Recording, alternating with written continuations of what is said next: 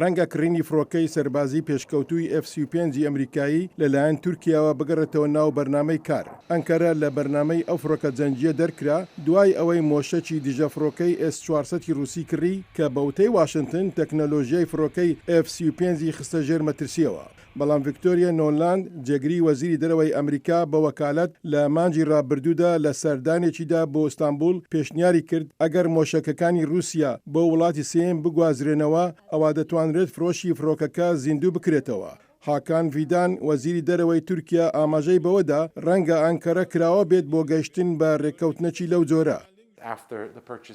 دوای کڕینی موشکی دژە فڕۆکە کە ئەمەش بێپێشی نەبوو، پێم وایە هەندێک کەس لە کابینەکەی ئەردۆغانیشدان بۆ دادنێن کە ئەمە هەڵەیەکی گەورە بووە. کڕینی S-400 زۆر لەسەر تووشیا کەوت. چاودێران دەڵێن کڕینی سیستەمی بەرگری S-400 لەلایەن تورکیاوە هێمایەکی بەهێزی قوڵبوونەوەی پەیوەندیەکانی لەگەڵ رووسیا و تێکچوونی پەیوەندیەکانی لەگەڵ واشنگتنە.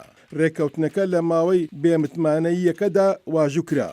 چونکە ئەنقەرە واشنگتن بە تێوەگلان لە هەوڵی کودتا شکست خواردوەکەی ساڵی 2016 تومەتبار کرد. ئەو تومەتە ئەمریکا ڕەتی کردەوە. پەیوەندیەکانی تورکیا لەگەڵ ئەمریکا باشتر بوو چونکە ئەنکەرە ئەندامەتی سوێدی لە ناتۆ پەسەند کرد و واشنگتنیش ڕێگایدا بە فرۆشتنی فڕۆکەی F-16 بە تورکیا. بەڵام فڕۆکەی F-16 لە فڕۆکەی F-35 کەمترە کە بڕیارە یۆنانی دراوسێ و ڕکابەرەکەی بیکرێت وەک بەشێک لە نوێژانکردنی لەشکرەکەی. کاتێک گوێ لە هەڵۆکانی تورکیا دەگریت هەمووان ترسیان لەوە هەیە هاوسەنگی هێزە ئاسمانیەکان بەسەر دەریای ئێجەدا لە بەرژەوەندی بکەوێتەوە. بەڵام شیکاران دەڵێن قبولکردنی پێشنیارەکەی واشنگتن بۆ فڕۆکەی F-35 لە بەرامبەر گواستنەوەی مۆشەکی دروستکراوی رووسیا ڕەنگە بۆ هاوپەیمانیەکی تورکیایی وەک ئازربایجان، قەتەر یا تەنانەت لیبیا بەن بێت بە پێشکەوتنەوە بۆ باشترکردنی پەیوەندیەکانی لەگەڵ ئەمریکا.